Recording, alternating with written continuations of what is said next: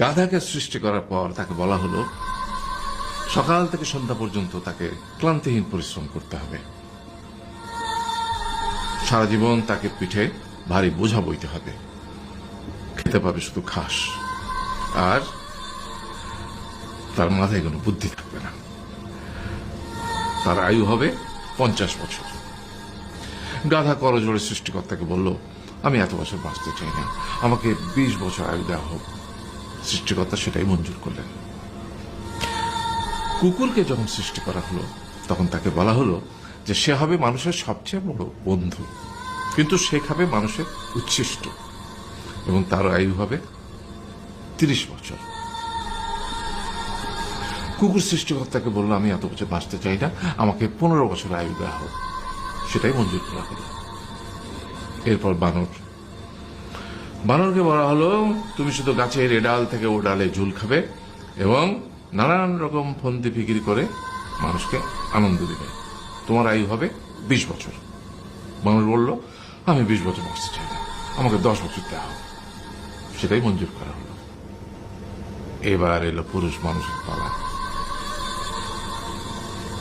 তাকে বলা হলো যে তুমি হলে প্রাণীকুলের মধ্যে সবচেয়ে বিচক্ষণ এবং বুদ্ধিমান, সেই জন্য তোমাকে প্রাণীদের শিরোমণি করা হলো এবং তোমার আয়ু হবে 20 বছর।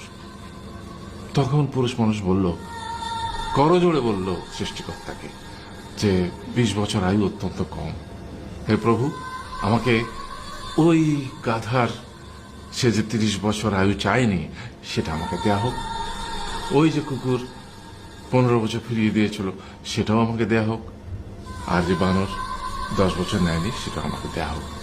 20 বছর অত্যন্ত কম, আমি দীর্ঘদিন বাঁচতে চাই। সৃষ্টিকর্তা সেটাও মঞ্জুর করলেন। তারপর কি হলো? সেই থেকে ছেলেরা পুরুষ মানুষ হিসেবে বাঁচে 20 বছর, তারপরের 30 বছর সংসারের বোঝা পিঠে করে বয়ে বেড়ায়, সেটা কার মতো? গাধার মতো। তারপরের 15 বছর সে তার ছেলে মেয়েরা যা দেয় সেই রকম ঠিক কুকুরের মতো উচ্ছিষ্ট খেয়ে বাঁচে। আর তারপরে বৃদ্ধ বয়সে ঠিক বানরের মতো, যেমন গাছের এডাল থেকে ওডাল ঝুল খায় বানর, তেমনি এই ছেলের বাড়ি থেকে ওই ছেলের বাড়ি, আর নানান রকম ফন্দি ফিকির করে তার নাতি নাতনিদের আনন্দ দেওয়ার চেষ্টা করে।